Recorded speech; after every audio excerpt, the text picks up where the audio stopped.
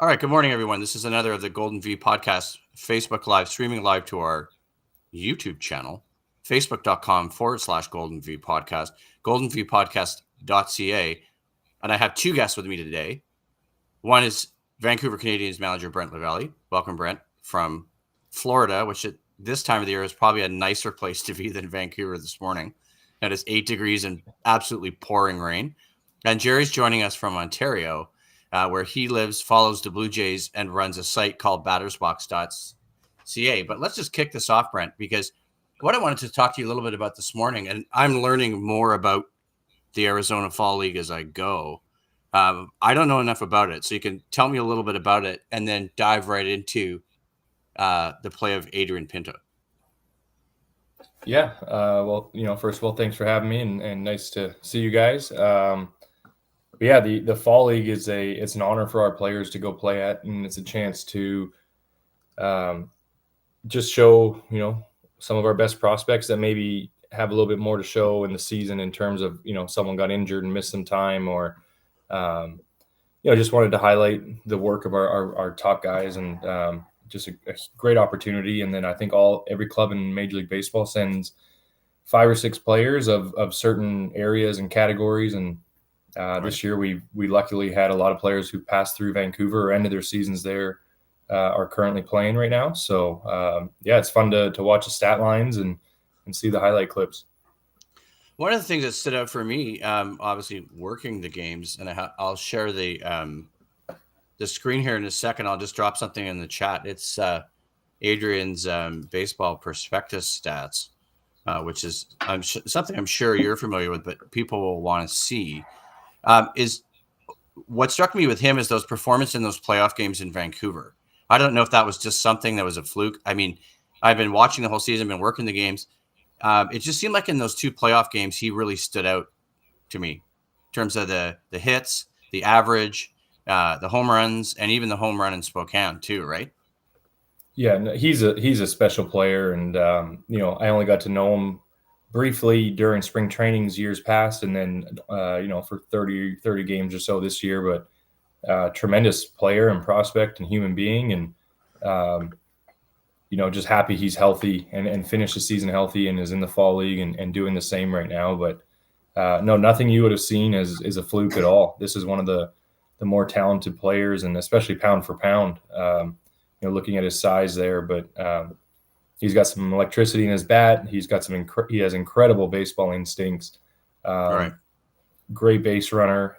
His stolen bases have kind of taken a hit, but I believe when he was in the Dominican League as maybe an 18-year-old, maybe a 17-year-old, I think he stole 40 bases or something when he was still with the Rockies down there. So I think injuries have slowed him down, and right now the goal is to keep him on the field and see what a whole body of work looks like. But he's a special young man and a great player, and something we should all be excited to see in the next couple of years.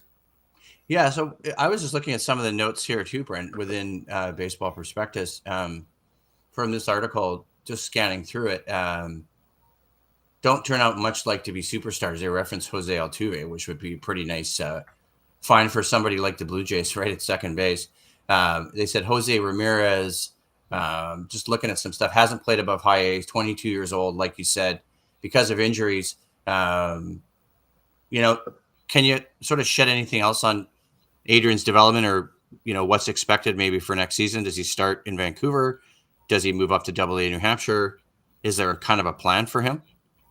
Yeah, there definitely is a plan. And now with myself being a manager and kind of like my focus is just on his goals for the time he's with us. But there definitely is a plan laid out for him.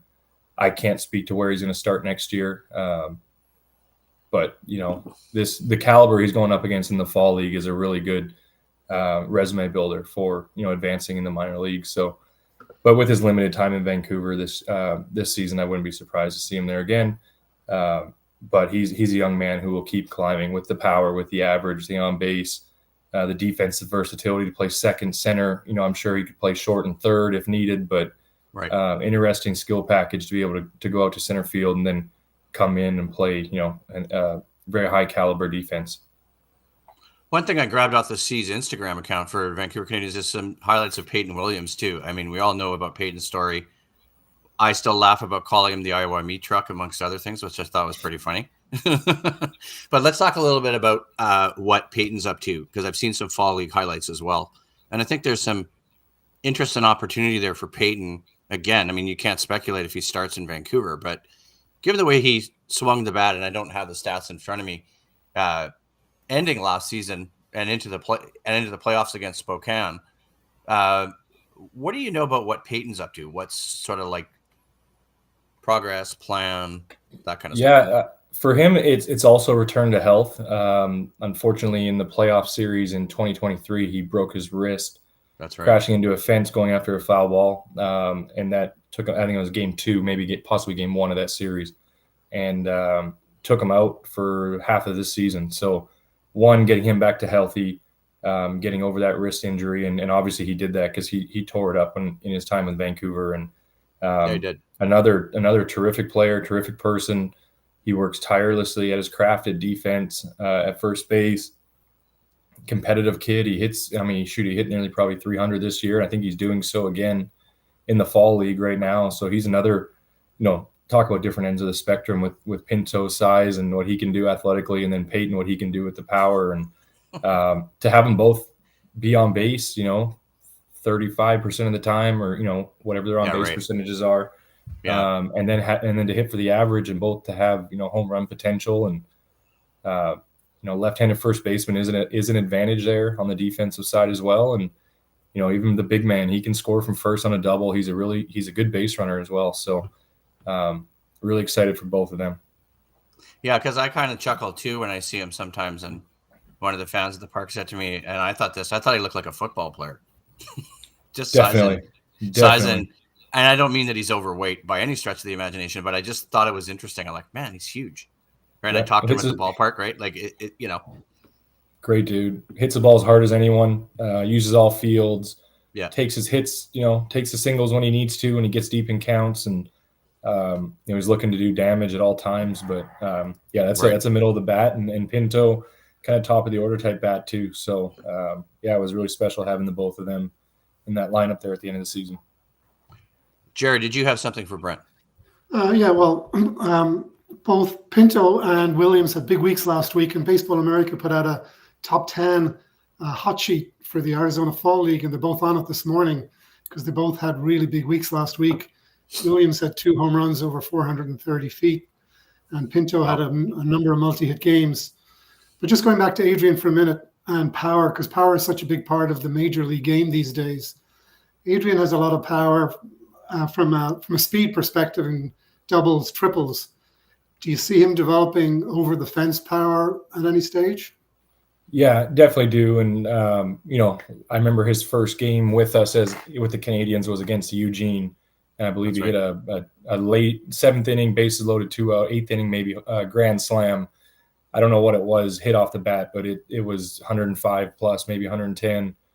So he has the ability to barrel up balls and hit them that hard and that far. He's in swing mode too. So I think as he refines his ability to, recognize pitches and understand sequences and pitcher trends, that we see him lock in on his zones a little bit more. And I'm sure this year in Vancouver, that was the most people he's ever played in front of as well. So we do kind of have to remember that for the younger players, that this is a huge learning experience on top of the biggest athletic challenge they've ever been faced with. So I would not be surprised to see Adrian's numbers tick upwards on the power side, and then continue to hold the average while he develops a little bit more power over the next couple of years. Now, you mentioned second base and center field. I think he played second base mostly for you. Where do you think he ends up ultimately? I think he's a natural infielder, but as we see in Major League Baseball with the versatility that these championship teams have, if you've got to get someone to come on and run, and you move him in to play second for that person or whatever it is, I think the versatility is huge. Playing second is probably his ticket, but he has incredible instincts, and to put him in the middle of the outfield and let him run around as well is pretty interesting thing for him. I think it's more taxing on his body as well. So that's probably why we had him at second base more down the stretch there, when he was playing more than he probably had in a while coming out of the rehab return process. So just trying to manage his work a little bit and keep his legs under him for that stretch run. And then knowing that he was going to the fall league as well.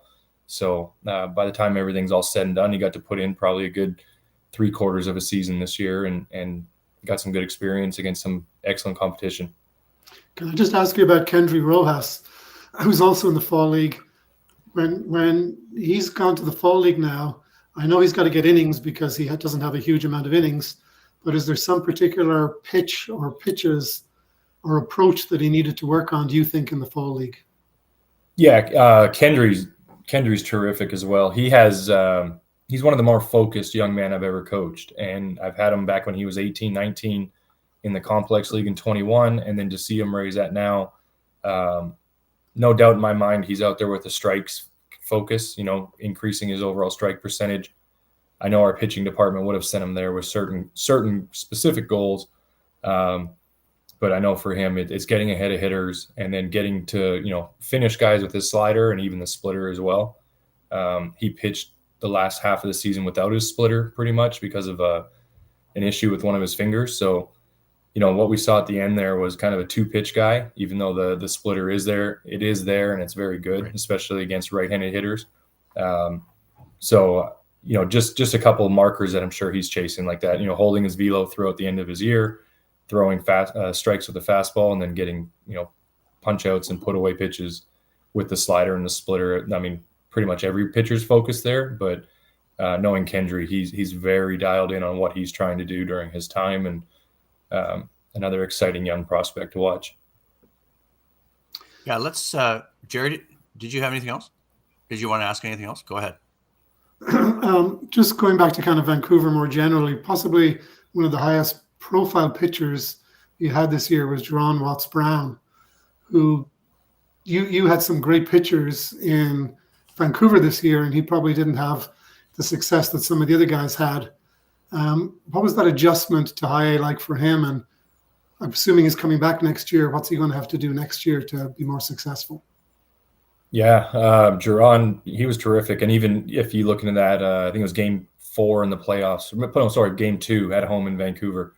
10 strikeouts over 6 innings, I believe. And so he definitely threw his best at the very end. And he came to us on July 4th. His first start was 4th of July in Everett. Tough situation, small park.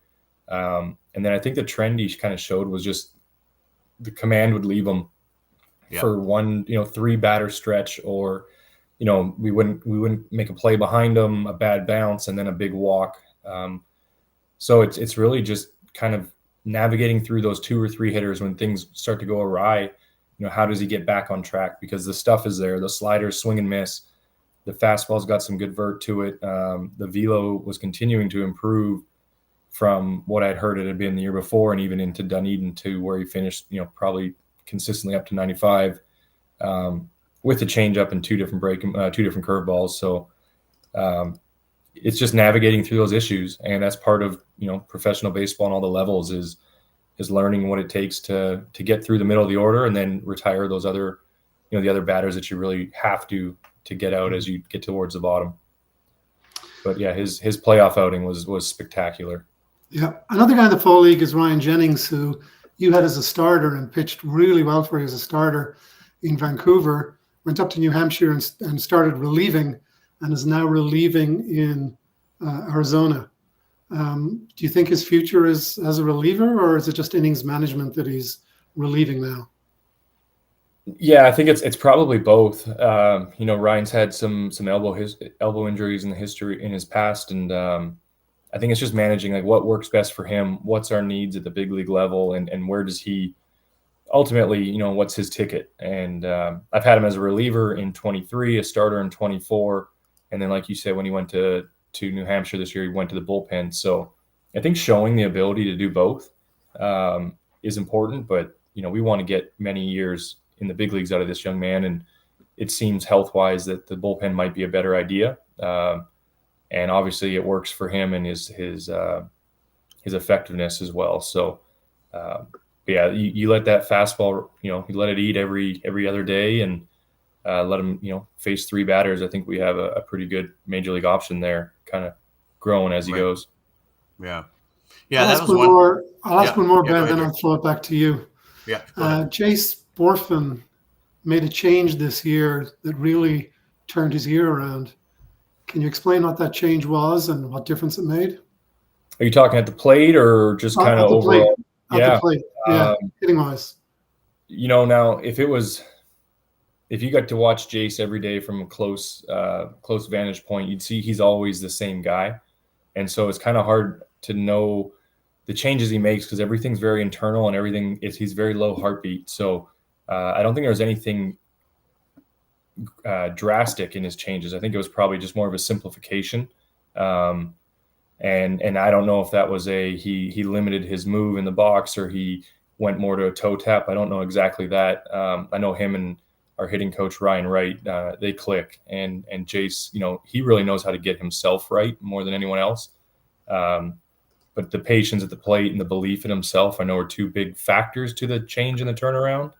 And he's a tireless worker. So as a manager, sometimes I don't see everything that goes on in the cage or in the bullpen or whatnot. So don't know the exact change, but I bet it would have been kind of slowing things down and getting to hit just better pitches. So I'd be interested to ask Jace that when I see him again in spring training. But it was as good of a turnaround. And really it was just a belief in himself.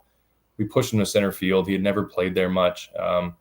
And just making him kind of captain that team, I think was kind of maybe a mindset shift as well. But yeah, there definitely was a mechanical or a mentality change in the box mid-season there. Thanks. Okay, Ben.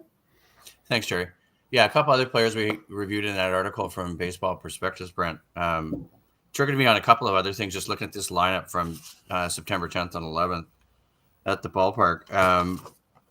Jerry touched on a couple mentioned. What about Lazaro Estrada was another one mentioned in the Prospectus article. You could share a little bit more on sort of his progress, and also TJ Brock was another one mentioned as well. Yeah, both guys we've been lucky enough to watch come through Vancouver. Lazaro, a guy who dealt with some injury issues, I think 2 years ago, and he's a really low heartbeat guy out there. Whether he'd given up 5 or struck 5 out in a row, you really can't tell. And so nothing really gets too big or out of control for him. 4-pitch mix with a splitter in there, good slider and a 12-6 curveball as well. So it's nice to see him hold his velocity. Right. Because I don't know if we really knew what we were getting this year out of him coming back from, some of his bumps, but terrific for us and no surprise at all. He's done some really good things for his career in the last calendar year. And then TJ, just electric. Would not want to see him and Ryan Jennings coming back to back out of that bullpen.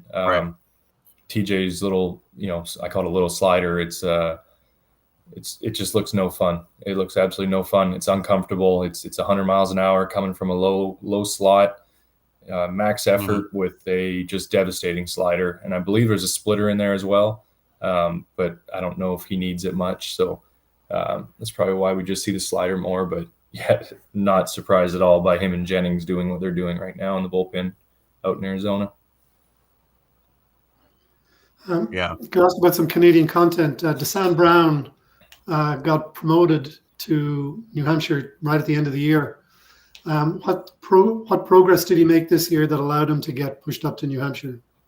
Yeah, Desan's progress has been terrific. Another guy I go back to 2020 with. This year it was on the bases. It was understanding the spots. I think he went 30 for 30 or 29 for 30 with us on the bases. He understands the game so much better now, and that's the process of the minor leagues. Young Canadian kid, extremely talented, going up against some of the American guys that went to Power 5 colleges and first rounders.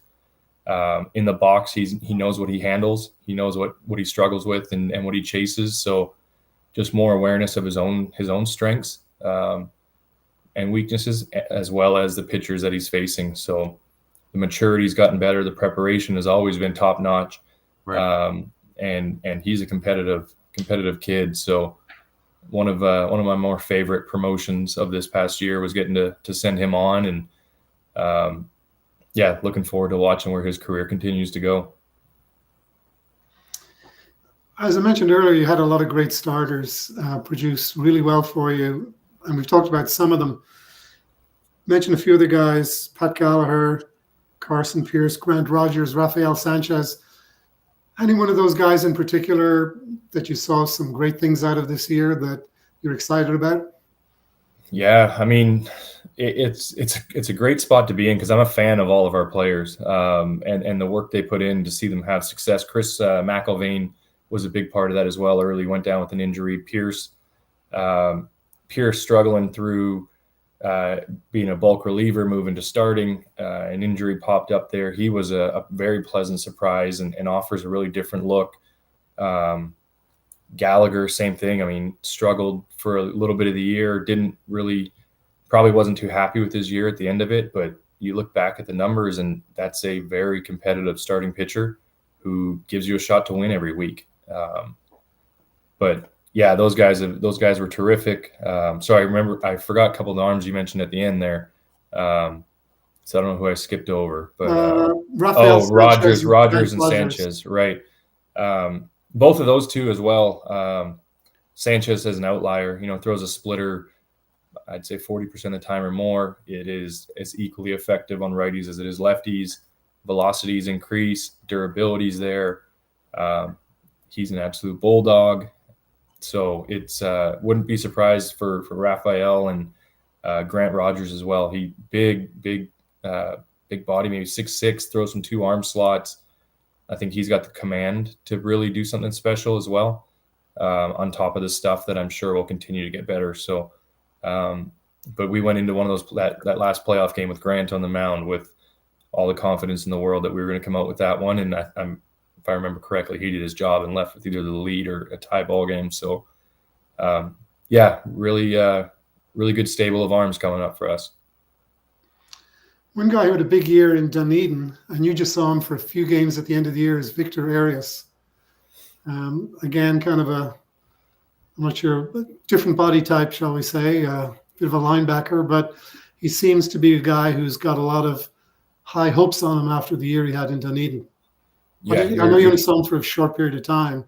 What did you see in that short period of time? Yeah, explosive young player.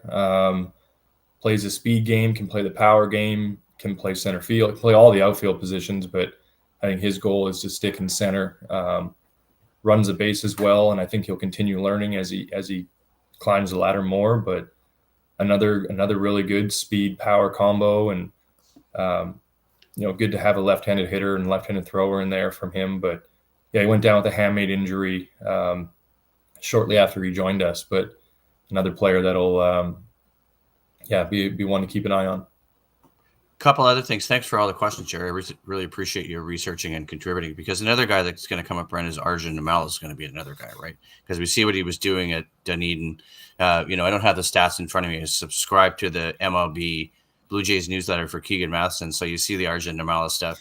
I was kind of hot stoving with some of the guys at the end. Tyler Zickel and I and Chris Georges were talking about Arjun Namala, one of the playoff games before the game started. So I don't know if you know about Arjun's plan at all.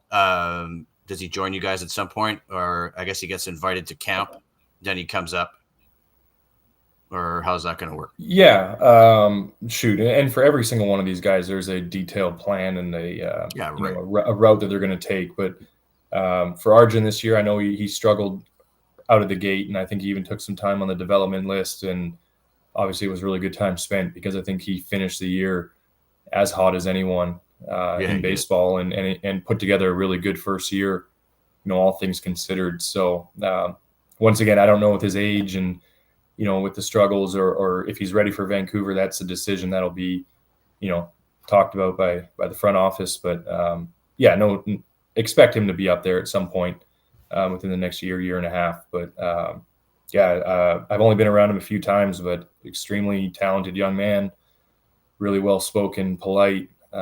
Pleasure to be around in the batting cage. I haven't seen him much defensively yet, but you watch those videos, you watch the clips, it looks like he's as good a shortstop as he is at the plate. So a bright future ahead for him, and really do look forward to seeing him some more.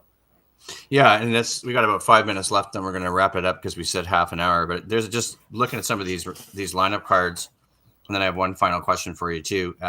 Some other guys that stood out to me last year, obviously mentioned in this article. I'll share it when they posted up on MILB.com about 3 All-Stars. Obviously, you were included, but Jackson Hornung, we've already talked about. Peyton. I watched Jackson all season. Curious player for me. I haven't looked too deep into baseball prospectus. You started out the year catching. You guys had a bunch of catchers on. You acquired Jacob Sharp. You had Jackson. Jackson moved more to DH. He moved around a bit, played some first base, played some outfield. Yomer Hernandez was released. What's to be expected for Jackson? Maybe is he doing Arizona Fall League stuff? Is he playing right now? What's his plan for next season? Yeah, right now I think Jackson's just in off-season mode, addressing some of the issues or some of the things he needs to improve upon and refine. But right now is probably a big physical development time for him, moving a little bit better and allowing him to play these positions and the demands that we're going to ask of him. And we did have an influx of catchers right around the draft and the trade deadline. So Jackson played everywhere in college, went to a Division III school in Massachusetts, and and I think really his biggest carrying tool is his bat and his power. And I think he hit probably 250 with 15 homers this year, if I have to guess. You got it there.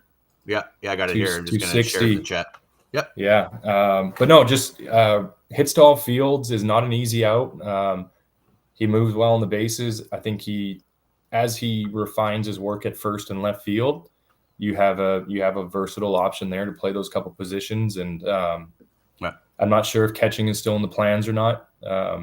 He's got some things to address with his mobility. And I think that, if his ticket's his bat, let's get him into 2 spots where those, the bat plays pretty well, and that's left and first. So, but yeah, it's not easy getting him out, and great player to have on a team. And the final question I have to ask you, we'll wrap it up there, but I'm asking this one for Niall O'Donohoe, who you know well from C's Plus Baseball, writes for Batters Box. I'll drop that in the chat. Has his own site called C's Plus Baseball. I promised Niall I'd ask this question. I don't know if you can answer it, but your plans for 2025. I know it's maybe a tough question. You've been with Vancouver for 3 years.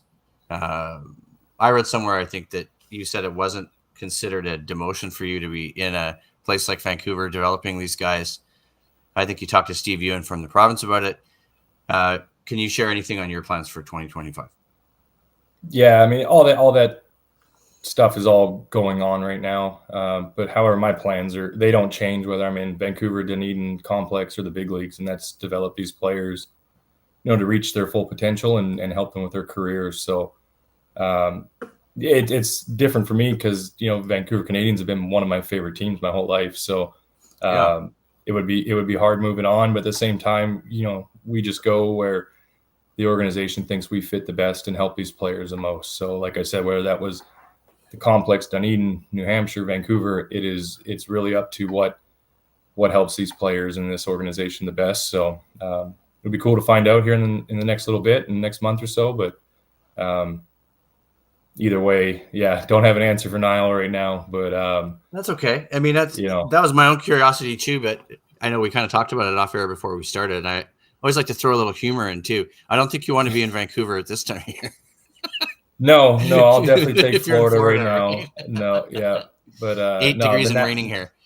Yeah, 8 degrees and raining Florida. here. Yeah, we did dodge a few hurricanes when I first got back, though. So, oh god, yeah, just one of those things. You take the good with the bad. Well, yeah, and I remember, just as we wrap up the whole thing about rainouts last year to start the season at Nat Bailey, right? How many rainouts did we have? I think that was a record number of rainouts. Probably 7, 4 in a row. Yeah. Yeah.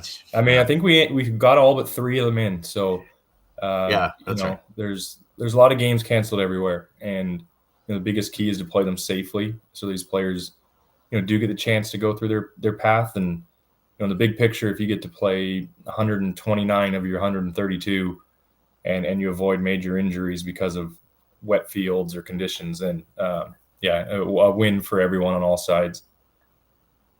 All right. Thanks, Yeah, Brent. We're going to wrap it up here. Thanks to Gerry McDonald from Batters Box. I'm going to share Thanks, that Brent. in the chat. Thanks, Gerry. Nice to meet you. Let's just share the Batters Box stuff here below so people can take a look. Thanks to Brent for joining us. All the best, Brent. I hope to see you again next season, early in the season at the ballpark. Maybe we'll have a chance to touch base again over the winter. Take care, everybody. We'll talk to you soon. Thanks, guys. Thank you guys. Have a great day.